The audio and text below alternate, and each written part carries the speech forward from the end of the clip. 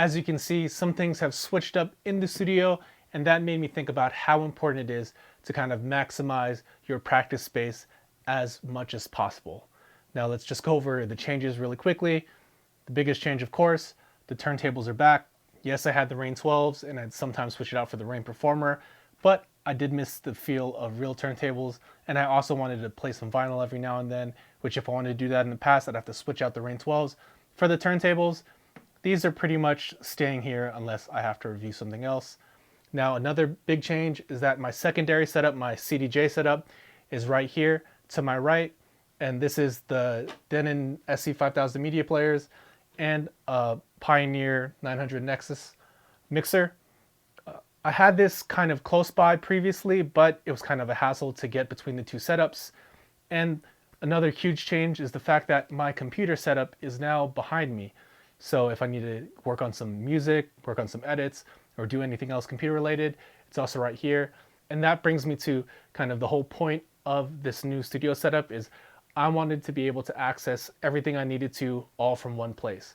So here, if I'm on the computer and I have an idea, I can either turn real quick and get on my CDJ setup, or turn around 180 degrees and get to my turntables, and it's all accessible really quickly, really fast, and it minimizes the barriers to getting to actually DJing, which is huge and something that you should really think about when it comes to setting up your studio space, your practice space.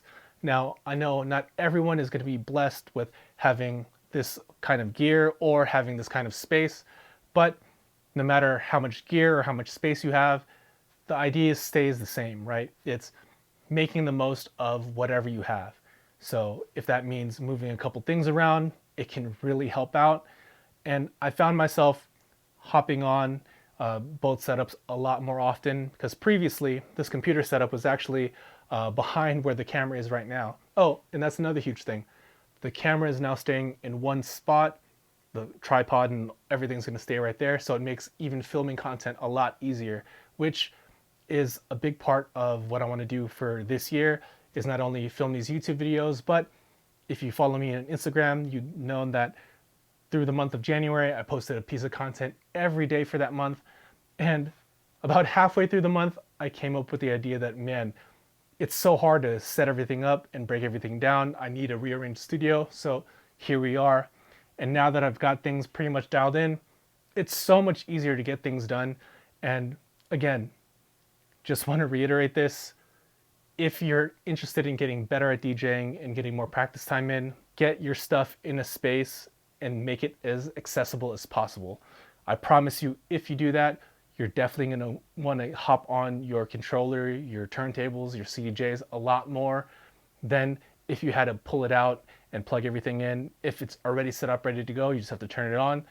So much easier to get to DJing and so much easier to get to practicing. And that's another big reason for this is I want to spend more time practicing. You know, having both turntable setup and CDJ setup accessible is really important. As you know, last year I spent the majority of my DJing on sticks, and getting to practice on the CDJs was a little bit of a hassle. But now if I have an idea that I want to try out on CDJs, I can do that here.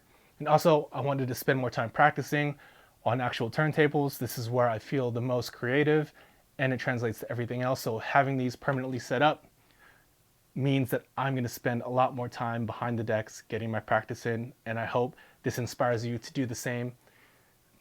Get the time in, get the practice in, get the time behind the decks in, and after all of that, I promise you, you'll be a better DJ.